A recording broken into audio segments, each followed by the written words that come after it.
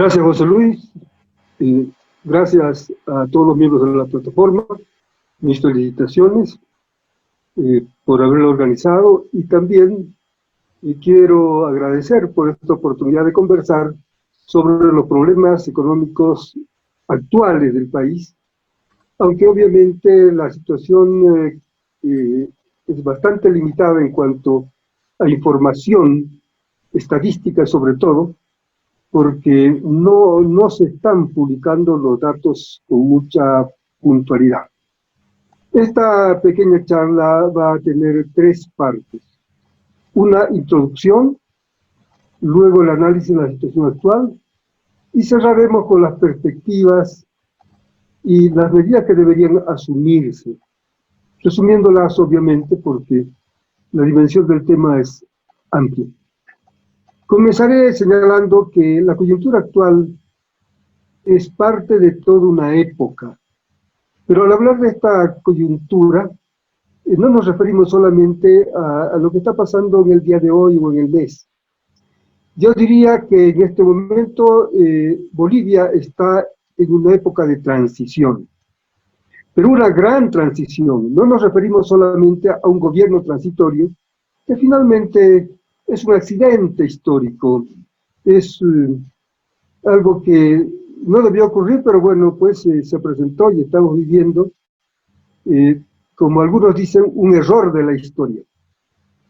En todo caso, vamos a partir entonces de este análisis de la coyuntura, luego la situación y finalmente la perspectiva. Y esta gran transición se caracteriza por cambios globales que están afectando el conjunto de la sociedad en todas sus dimensiones.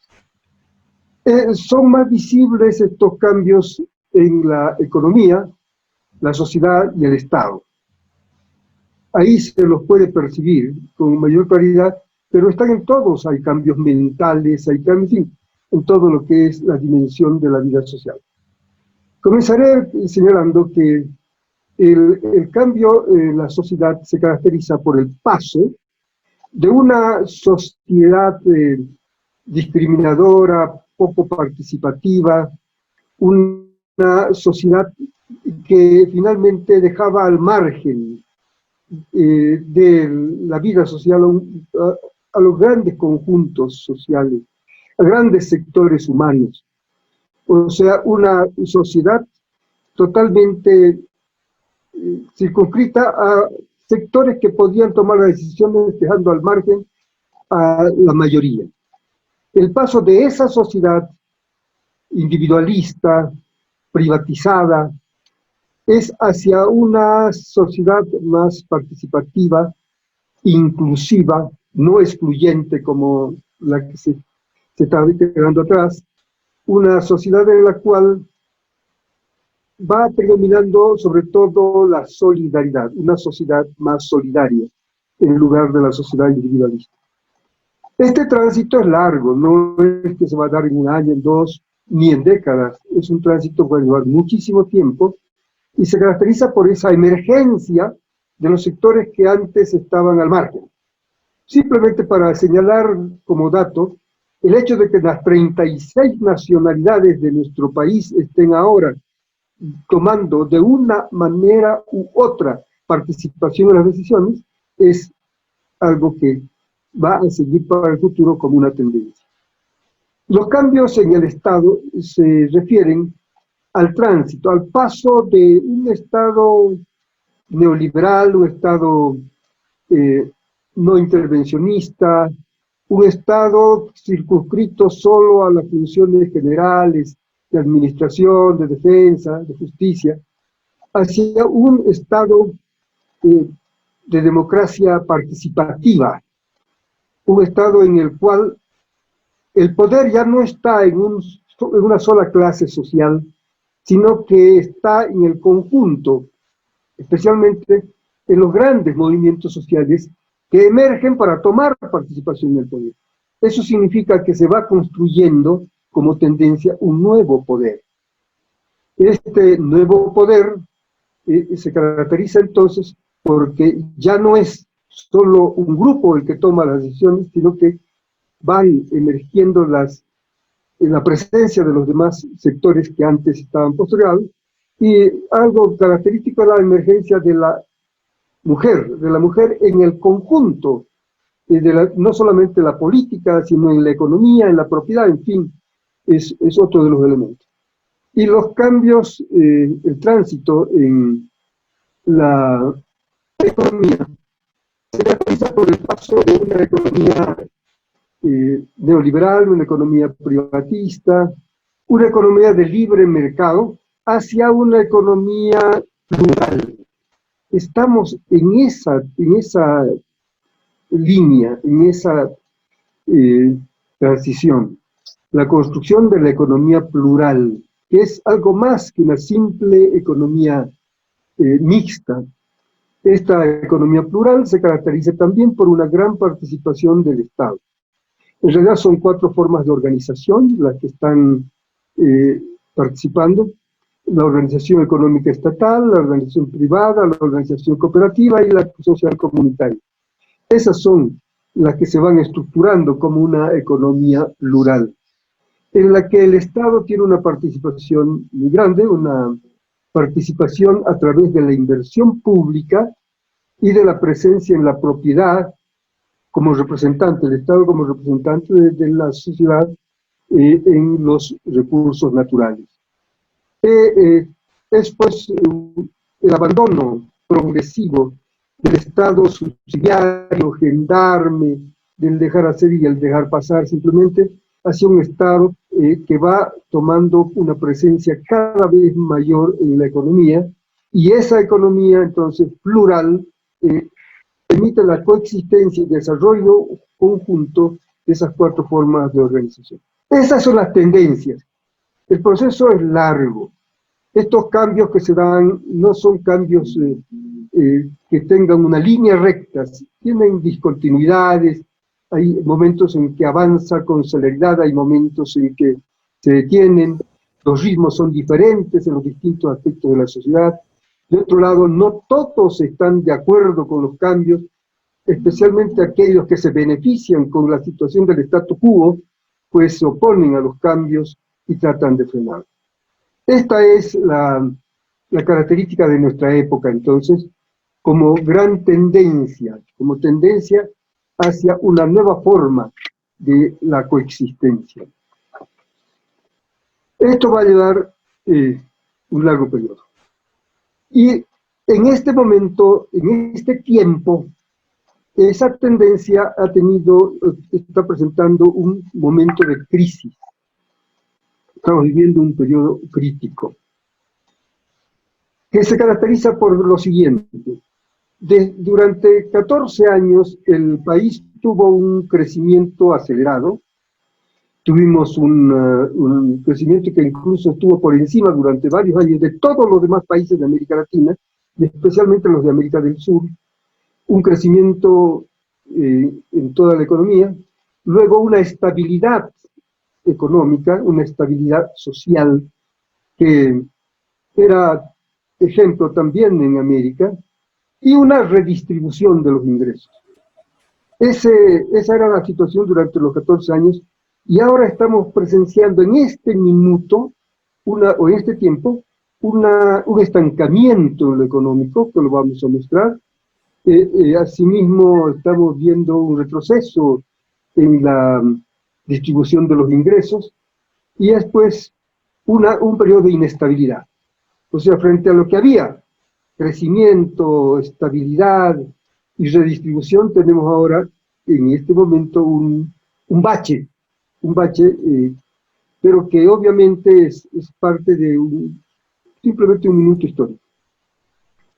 Esa es entonces la característica de antecedente para esta exposición. En la primera parte quisiera destacar la situación, caracterizar los principales elementos de la situación actual. Voy a ir hacia lo económico, porque lo económico es lo que se me ha pedido que exponga y creo que lo que vale la pena hacer. Estamos viviendo una crisis de múltiples dimensiones, una crisis que afecta especialmente el campo de la producción, o la esfera real de la economía y también la esfera financiera. En la esfera real tenemos problemas en la producción, la inversión y el empleo, para destacar los más salientes. Y luego en la esfera financiera tenemos problemas en la economía fiscal, en la economía monetaria y en el comercio exterior. En la producción, los principales elementos que nos permiten identificar este momento crítico son los datos referidos al Producto Bruto Interno. Como decía, antes teníamos la tasa más alta de crecimiento del Producto Interno Bruto en los países del Cono Sur. Pero ahora estamos con que ese crecimiento se ha revertido y estamos con un descenso. De acuerdo con las estimaciones que se han publicado, y debo destacar que utilizaremos datos publicados, datos oficiales, este año se espera que haya un decrecimiento del 6,2, o sea, un menos 6,2, cuando antes teníamos un crecimiento por encima del 5%. Ahora, esa es una severa caída en el Producto Interno Bruto, que como sabemos se refiere a la producción de bienes y servicios que se destinan al consumo o a la inversión. El otro indicador importante que nos refleja esta crisis en la producción es el índice global de la actividad económica, el IGAE, que se calcula por el INE, por el Instituto de Estadística, y que es revelador ya no solamente de los bienes y servicios de consumo e inversión, sino toda la totalidad de los bienes, y ese al mes de mayo, está mostrando un descenso de 7,96%, o sea, casi un 8%, lo que nos muestra una cifra superior en lo negativo a lo que hemos vivido en los últimos 30 años. Realmente es un momento muy crítico en materia de la producción, y los sectores más afectados, de acuerdo con lo que se ha publicado y se conoce, son la minería, la construcción y los servicios, especialmente los transportes. Puntualizo el tema de la construcción, porque por el papel que cumple en la economía, la construcción está paralizada o está muy restringida, tanto la construcción pública como la construcción privada. Entonces, estos dos indicadores, el Producto Interno Bruto y el IGAE, nos están reflejando una crisis de producción, una crisis en la esfera real. Pero también tenemos los problemas en la inversión. La inversión en el país ha caído a niveles muy bajos. Son tres los componentes de la inversión. La inversión privada, o sea, de las empresas, la inversión extranjera y la inversión pública. La inversión privada es muy pequeña, es muy reducida en el conjunto. Y ahora está detenida por los factores tanto de la política económica como emergentes de la pandemia que ha afectado a la economía mundial y a nuestra economía. La inversión privada, por lo tanto, no está en un ritmo alto. La inversión extranjera se ha paralizado, solo hay reinversiones. Inversiones extranjeras significativas no se han dado por los problemas de la economía mundial y de la economía nacional. Lo más grave está en la inversión pública. La inversión pública, que es el eje dinámico de la economía boliviana, está ahora en un descenso. Se ha paralizado desde octubre del año pasado, se han paralizado las inversiones públicas, porque la política económica que se ha aplicado es contraria a la inversión pública, contraria a la empresa pública. Y en Bolivia, el Estado es el que tiene que dinamizar la economía, y cuando se paraliza la inversión pública, tiende también a paralizarse la propia inversión privada, porque de una forma u otra, las empresas privadas están relacionadas con la inversión pública, ya que éste controla los sectores estratégicos, controla los hidrocarburos, controla las telecomunicaciones, la hidroelectricidad, en fin. Entonces las inversiones públicas arrastran a la inversión privada. Y ahora están paralizadas esas inversiones porque el Estado no está pagando las cuentas. Aunque las cifras difieren según una u otra publicación, Se estima en cerca de 2.500 millones de bolivianos que están como facturas impagas. O sea, tanto el Estado como los municipios y las gobernaciones no están pagando a las empresas, y esto ha paralizado la construcción. Pero la construcción pública, o sea, que la que tiene mayor efecto, está paralizada. Está paralizada. Esto nos muestra que el segundo elemento de la esfera real, que es la inversión, está con problemas. El tercer elemento es el empleo. El año pasado se esperaba que el desempleo de la fuerza de trabajo no supere el 4 o 5%. Ahora estamos con una cifra muy superior según todas las estimaciones que se están realizando. Y hay razones. Si se ha paralizado la producción, obviamente el empleo tiene que paralizarse. Si no se paga a las empresas no contratan trabajadores. Pero además el enorme número de despidos que se han dado, y esto ha aumentado el volumen del desempleo, y todos los que analizan la economía boliviana coinciden en que el desempleo va a estar por encima del 5%, muy por encima del 5%. Pero no tenemos en este momento estadísticas, datos que nos permitan decir esta es la cifra del desempleo. En todo caso, estimaciones que se publican muestran que hay un fuerte crecimiento del desempleo. Por lo tanto, los tres elementos de la esfera real, producción, inversión y empleo, están con dificultades. Y en la esfera financiera, tenemos en primer lugar que considerar el problema del déficit fiscal. El déficit fiscal, que el año pasado iba a cerrar alrededor del 8%, hasta noviembre estaba por debajo del 8%, el 7 y 2%. Pero este año el déficit fiscal ha crecido. Ha crecido y las estimaciones nos están mostrando que hay pues un crecimiento muy fuerte en el déficit del sector público, el déficit del sector público. Según la calificadora Moody's, que es una de las tres calificadoras importantes que hay en el mundo, este año el déficit del sector público no financiero va a llegar al 13.5% del producto, 13,5%, que es alto. Y según el Banco Central y el Ministerio de Economía, vamos a cerrar con un 12,1%, y es un déficit muy alto, muy alto. Pero no es eso lo más relevante. Lo que hay que analizar es la composición de ese déficit, porque puede deberse al gasto corriente, en sueldos, salarios, compra de bienes, y en inversión.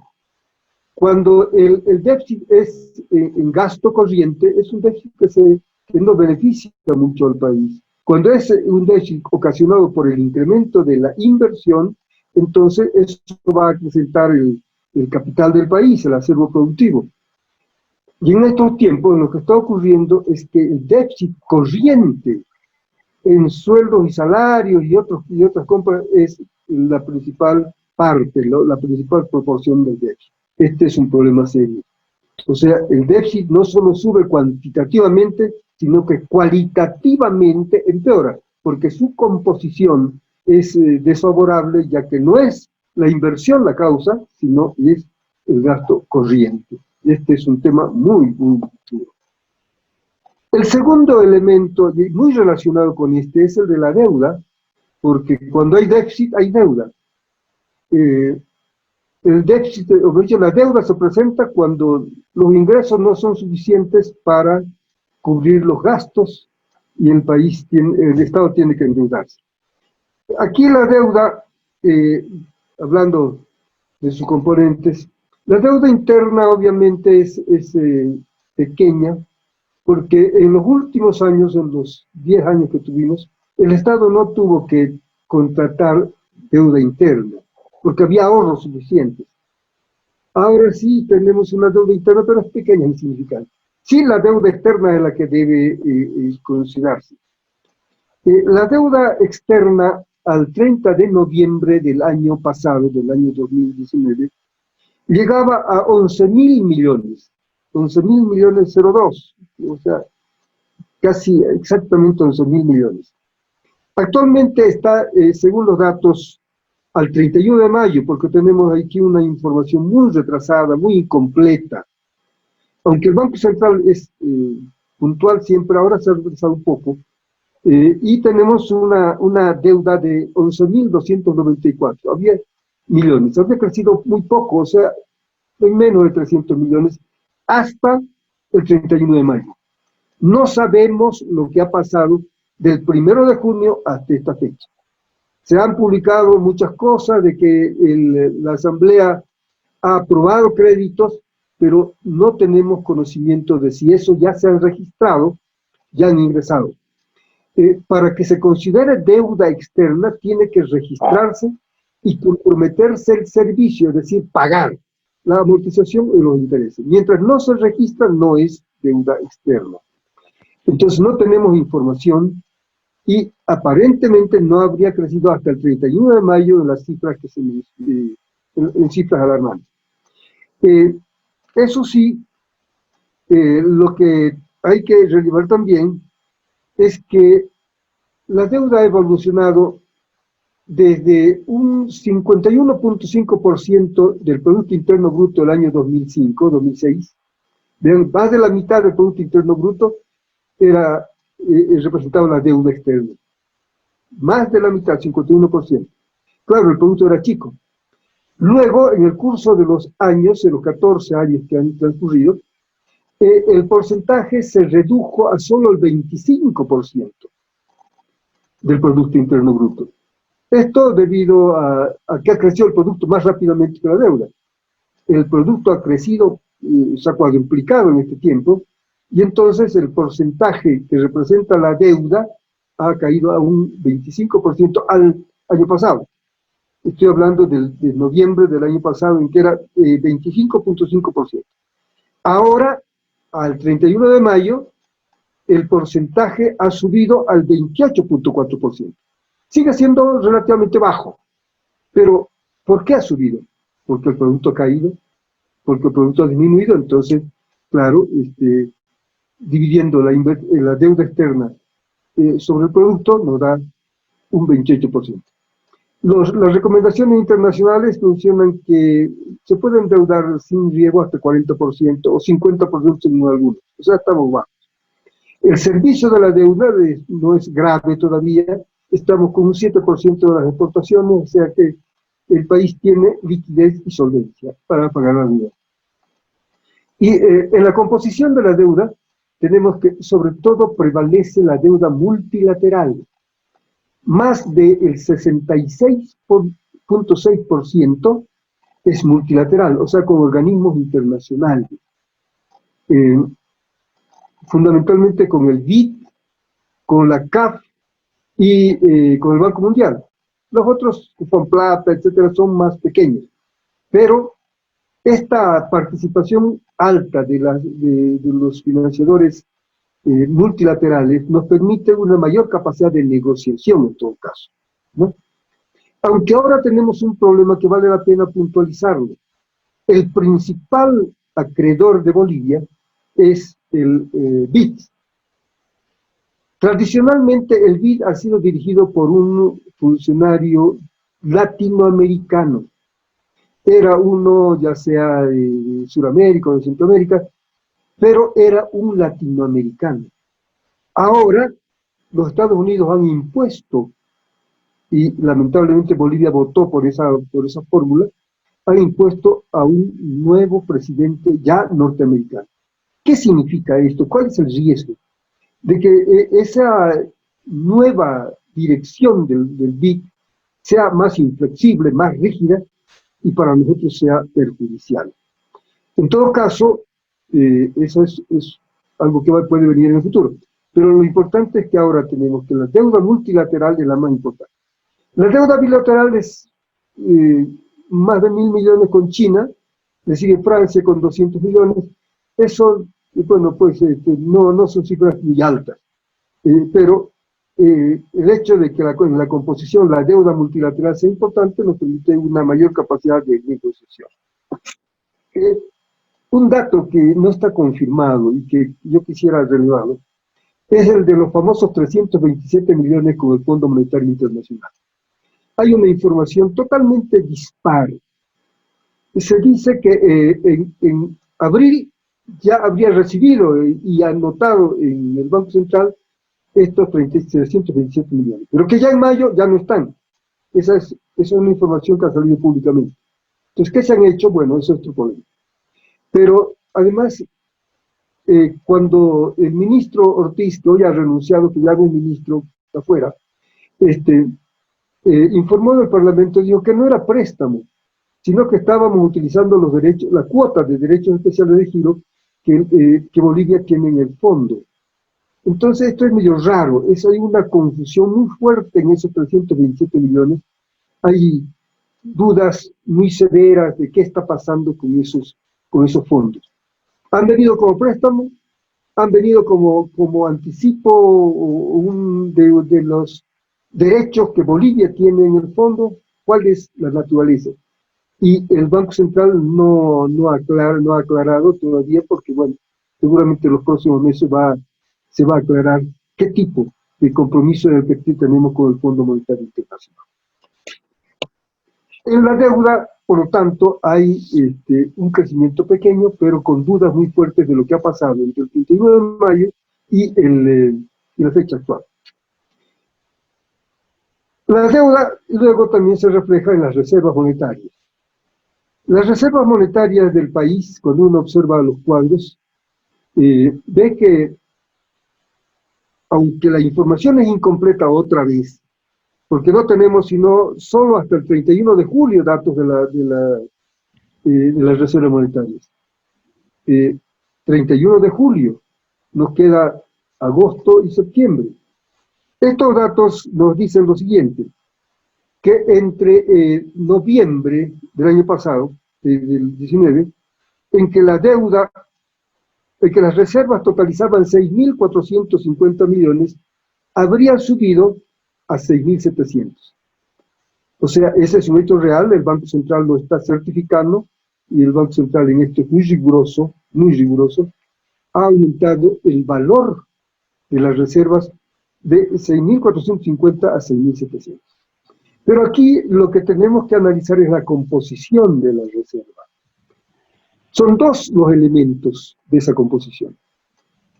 La reserva monetaria propiamente dicha en divisas, o sea, dólares, euros, yenes, y el oro, la reserva de oro. Ocurre que en el año 2019, el oro representaba solo 2.000 millones y las divisas, o sea, los dólares, representaban 4.300 millones. ¿Qué diferencia hay en esto? En que los dólares, o sea, la reserva monetaria, se puede usar, en cambio el oro no se lo puede usar sin una norma que permita. Esa era la composición, 2.000 millones en oro y 4.300 millones en divisas. Ahora, eso ha cambiado. Ha disminuido la participación de las divisas, o sea, de los dólares, los euros, a solo 3.800 millones. Ha habido una caída de 450 millones. El oro ha subido de 2.000 millones a 2.700, casi 2.800 millones. ¿Pero por qué? Porque ha subido el precio del oro. Tenemos solo 42.9 toneladas, no hemos aumentado nada en físico. Son 42.9 toneladas, que antes valían 2.000 millones al precio que estaba por debajo de $2.000 la onza Troy, al precio último que estaba muy por encima de los $2.000 la onza Troy. Entonces, este es simplemente un valor nominal. No es que haya aumentado nuestra reserva de oro, no. Simplemente el valor de esas 42 toneladas subió de 2.000 a 2.700 y eso ha hecho inflar la cifra de la reserva. Pero en términos muy precisos, la reserva monetaria usable o sea que se puede gastar, se puede utilizarla para comprar, para pagar, etcétera, ha disminuido en 450 millones hasta el 31 de julio, que es el dato publicado por el Banco Central. Esto obviamente es algo que preocupa, es algo preocupante. Están bajando las reservas y sobre eso hay que tomar medidas. La emisión monetaria, que es la siguiente variable importante en el análisis. La emisión monetaria ha crecido entre el 31 de diciembre, en que estaba en 75.000 millones, hasta el 31 de julio también a 83.000 millones. O sea, ha subido en 8.000 millones. ¿Y por qué tenemos que hablar del tema monetario? Porque finalmente, cuando hay mucha emisión monetaria, ocurre que los precios pueden subir, porque hay un congestionamiento progresivo en los canales de la circulación, hay demasiado dinero, y eso hace que los precios suban. Eso significa inflación. Cuando se crea mucho dinero, entonces eso presiona los precios y crea la inflación. Ahí estamos con el problema serio. Y hablando ya de la composición de esa emisión monetaria, lo que más ha subido es el dinero en poder de los bancos, las reservas bancarias. Ese es un tema que nos muestra que la liquidez de los bancos ha subido, no al mismo ritmo que ha subido la liquidez del público. Los bancos tienen más dinero ahora. Y esto nos lleva a otro punto que es importante analizar, el de los créditos del Banco Central al Tesoro General de la Nación. La Constitución Política del Estado prohíbe que el Banco Central pueda otorgar créditos para liquidez al Tesoro, sino solo en casos especiales que deben estar previstos en el programa monetario anual. Es decir, en el programa monetario tiene que inscribirse la cifra que el Banco Central puede otorgar en créditos al TGN. Y este año ya hemos tenido un crecimiento fuerte. De acuerdo con los datos del Banco Central, han habido créditos de liquidez que se han usado hasta el 31 de mayo. Miren ustedes, 31 de mayo, no sabemos desde el 31 de mayo hasta esta fecha. Se han usado 1.000 millones por el crédito de liquidez. Y los créditos de emergencia, de emergencia que otorga también el Banco Central al TGN, fueron por 10.000 millones. En total, entonces, en estos 4 meses, o 5 meses, de enero al 31 de mayo, el Banco Central otorgó 11.000 millones según las cifras que están publicadas en la página web. No sabemos del resto. Eso sí, que en el curso de las últimas semanas, el señor ministro de Finanzas envió una solicitud al Banco Central para un crédito de 7.000 millones de bolivianos a 30 años plazo, y luego el día 9 de septiembre mandó otra solicitud por 3.000 millones ya a un plazo de 3 meses. En total, entonces, había una solicitud de por 10.000 millones de créditos de liquidez al gobierno. Esto debería haber estado previsto en el programa monetario. Sin embargo, no lo estaba. Y por eso tuvieron que hacer hace poquito, hace unas 2 semanas, y menos tal vez, una formulación de un nuevo programa monetario donde ya incorporan esta cifra. Eso significa un nuevo trámite y todo. Pero vean ustedes que a los 11.000 millones utilizados hasta el mes de mayo, se tendrían que añadir estos 10.000 millones nuevos que ha solicitado el Ministerio de Finanzas, totalizando 21.000 millones, que es una suma muy alta, muy alta. Pero otro elemento que vale la pena tener en cuenta es el crédito que otorga el Banco Central a la banca. La banca siempre ha estado solicitando liquidez, siempre se quejaba por la liquidez, que hay escasez de liquidez. Ese era un tema que siempre lo estábamos anunciando. Y por eso este año el gobierno, según se ha publicado, ha otorgado 500 millones de dólares de créditos a la banca para darle liquidez. Eso significa 3.500 millones de bolivianos, una cifra muy alta, que son créditos que los ha tomado de las AFPs, o sea, del ahorro de los trabajadores. Es un tema que en este momento está en polémica, en fin, es una cuestión en discusión, pero sí que el Banco Central ha otorgado a la banca, a los bancos, 3.500 millones aproximadamente de los fondos de las AFPs. En suma, lo que está ocurriendo es que hay una muy fuerte emisión de dinero. Se está lanzando demasiado dinero. Y esto crea el riesgo de la inflación. Ahora, las variables nos están mostrando que al disminuir las reservas reales, las reservas que se pueden utilizar, al aumentar la masa monetaria, al disminuir la producción, hay el riesgo de la devaluación. En el contrato que suscribió el Banco Central o el gobierno, es el gobierno, con el Fondo Monetario que se ha publicado, habría una cláusula final donde el gobierno se compromete a analizar el tipo de cambio, o sea, prácticamente a una devaluación, pero una vez que termine la pandemia.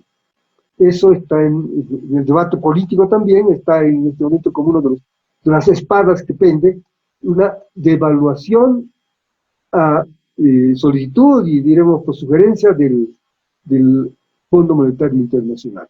Este es un problema muy serio, muy serio. Bien, esa es la situación general, tanto en la esfera real como en la esfera financiera. Ahora, ¿cuáles son las perspectivas? ¿Cuáles son las perspectivas? ¿Y cuáles las medidas? En la esfera real, en la producción, primero que nada, el cuadro político, ¿no? Porque estando allá 20 días de una elección, un poquito más, una elección en que se va a definir un nuevo gobierno, un nuevo programa económico, es difícil hacer pronósticos, porque dependerá de los resultados. Sin embargo, podemos decir lo siguiente: si la situación actual se mantuviera, es decir, si lo que ha ocurrido en este año 2020 se mantuviera en el 2021, llegaríamos a la catástrofe. Sería catastrófico. Si se pretendiera volver a un sistema neoliberal, privatista, un sistema en el cual el Estado se restringe, un sistema aperturista al exterior, en fin, donde la inversión pública se restringe totalmente y se confía solo en la inversión extranjera, eso significaría también para el país un problema muy serio, un retroceso. Por lo tanto, lo que hay que hacer es fortalecer los factores que dan dinamismo a la economía y que superan estos riesgos. En la esfera real, que está estancada, para aumentar la producción es indispensable volver a hacer funcionar el aparato productivo público. Se han paralizado las empresas, públicas, simplemente para señalar un caso. La planta de urea y amoníaco está paralizada ¿cuántos meses? O sea, la producción pública está abajo. Pero no es el único, sino la mayoría, la totalidad de las empresas están con niveles muy bajos de producción o paralizadas. Entonces, lo primero que hay que hacer es revitalizar el aparato público de producción. Pero también, obviamente, la producción privada, especialmente la producción de los sectores de la microempresa, los que dan empleo. Esta es una tarea que tiene que realizarse, es una política absolutamente necesaria. Obviamente, estimulando la inversión en la producción privada a través de la creación de una demanda interna. Hay que estimular la demanda interna para que de ese modo las empresas tengan mercado. En la inversión, está paralizada la inversión pública. No solamente las empresas que estaban funcionando se han paralizado, sino la inversión pública se ha detenido. No hay nuevos proyectos. Repito, la construcción de que estaba a cargo de las empresas públicas o del sector público está paralizada. Todo eso significa que hay necesidad de que la inversión pública, que es la que dinamiza la economía, de nuevo se revitalice. Eso tiene que hacerse. O sea, si no hay una revitalización de la inversión pública, la crisis se va a agudizar. Obviamente apoyando también a la inversión privada y procurando que haya inversión extranjera, aunque en estos tiempos, por los problemas de incertidumbre en la economía mundial, la inversión privada extranjera está muy reducida solo a las reinversiones. Llega el empleo, obviamente, lo que tiene que hacerse es establecer programas que permitan acrecentar reducir el desempleo, creando la demanda interna, especialmente para el sector que da más empleo, es el sector de la pequeña empresa, ¿verdad? Y el empleo de la empresa pública, ¿no? También, obviamente, de la empresa privada. Entonces, es necesario reactivar la producción en lo que es factible de hacer, de lo que está a cargo del Estado y que puede moverse. El resto es muy incierto. En la esfera financiera, el problema del déficit se va a mantener. Va a haber déficit que por sí mismo no es malo. Lo que es malo es esa composición. Malo es que crezca mucho. Y malo es también que en lugar de tener un déficit por inversiones, sea un déficit de gasto corriente. Hay que cambiar. Reducir el gasto corriente, aumentar el gasto de capital, el gasto de inversión. Y eso es lo que ahora, lamentablemente, no ocurre.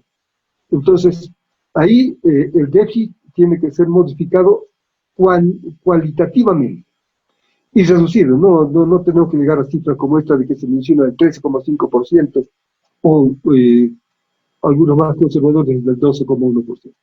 El déficit tiene que ser reducido, pero sobre todo modificar su composición. En el caso de la deuda, tenemos posibilidades de la negociación. Ahí se puede negociar con los organismos internacionales. Pero aquí también es importante destacar, la deuda externa puede ser deuda productiva o deuda improductiva. La deuda improductiva es la que se contrae para pagar salarios, para comprar simplemente bienes de consumo, y la deuda productiva es la que va a proyectos, la que va a inversiones. En los 14 años últimos, lo que ha crecido es la inversión productiva. Por eso es que grandes proyectos, por eso han hecho grandes obras en este tiempo, porque creció la deuda productiva. En cambio ahora el riesgo es que crezca la deuda improductiva, como está pasando.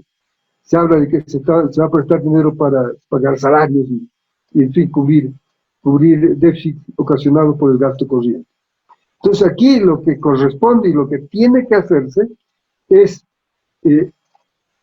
modificar el destino de la deuda para que vaya a la inversión y que sea una deuda productiva.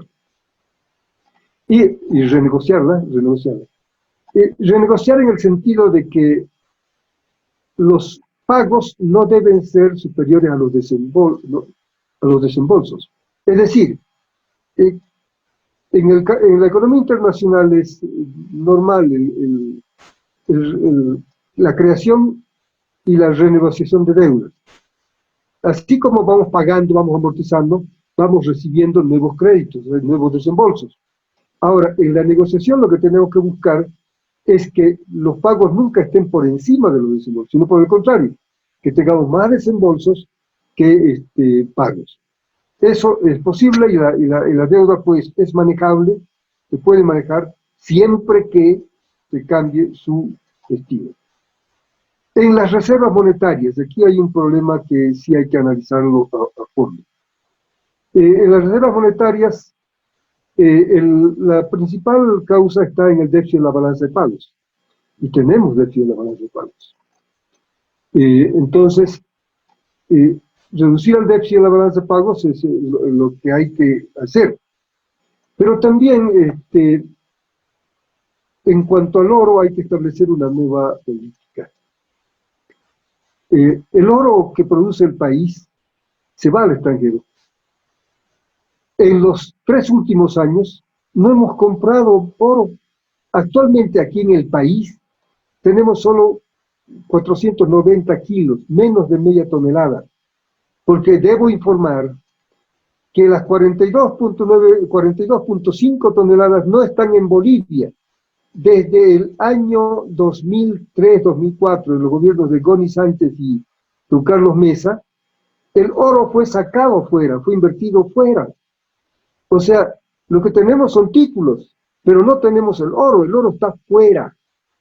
Esos 42.9 toneladas están fuera, 42.5 toneladas están fuera. Aquí tenemos cerca de media tonelada.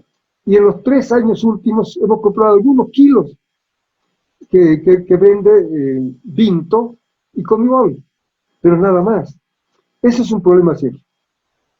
La exportación de oro se estima en 30 toneladas por año. Imagínense 30 toneladas que salen al exterior y van a tonificar otras economías, pero que no aumentan nuestras reservas. Entonces, hay necesidad de una política del oro que permita que el Banco Central cómprelo. Nosotros habíamos propuesto, hemos discutido mucho sobre el tema. Lamentablemente algunos sectores tecnocráticos ponen siempre trabas y no se pudo llegar a cumplir este propósito de que el Banco Central compre el oro. Hay problemas de la factura porque los pequeños productores de oro, los cooperativistas no dan factura, pero eso se puede resolver a través de las famosas notas de crédito. En fin, hay un mecanismo que se puede utilizar. Pero lo importante es que los exportadores de oro, aquellos que exportan las 30 toneladas, vendan una parte siquiera al Banco Central. Nuestra esperanza era que vendan el 10%. O sea, 3 toneladas de oro cada año.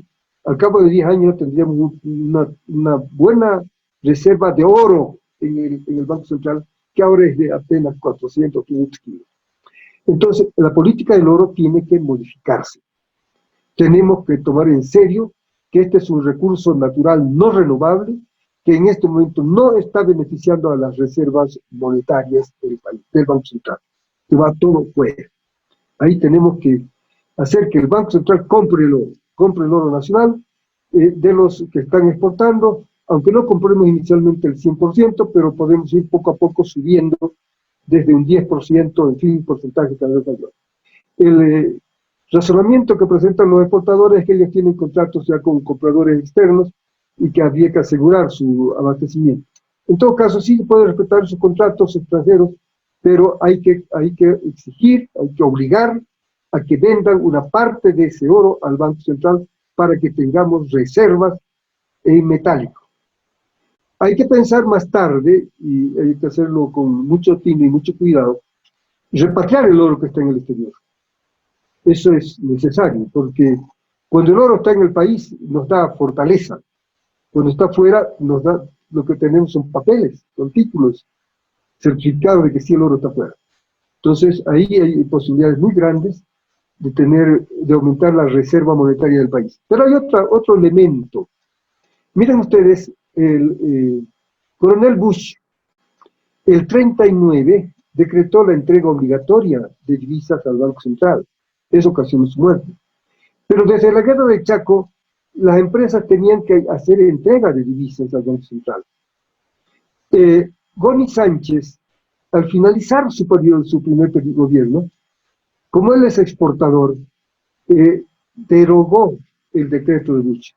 Lo había respetado el MNR, lo había respetado la Revolución Nacional, lo había respetado el neoliberalismo en su primera etapa, Páez Tensor, Banzer, todos habían respetado el decreto de Bush. Pero vino Goni Sánchez y lo derogó. En este momento, y esto es algo que el público debe saber, el Banco Central solo recibe divisas, dólares, que le entrega yacimientos por las exportaciones de hidrocarburos y Vinto por las exportaciones que hace. Además recibe dólares evidentemente por los préstamos, por los desembolsos de préstamos externos. Ningún exportador da un centavo. Y el caso, por ejemplo, de los olleros. Los olleros se benefician con la subvención del diésel. Es el principal rubro, son cerca de 1.000 millones en los años normales, y que de subvención al diésel. y ellos exportan y no entregan $1 al Banco Central.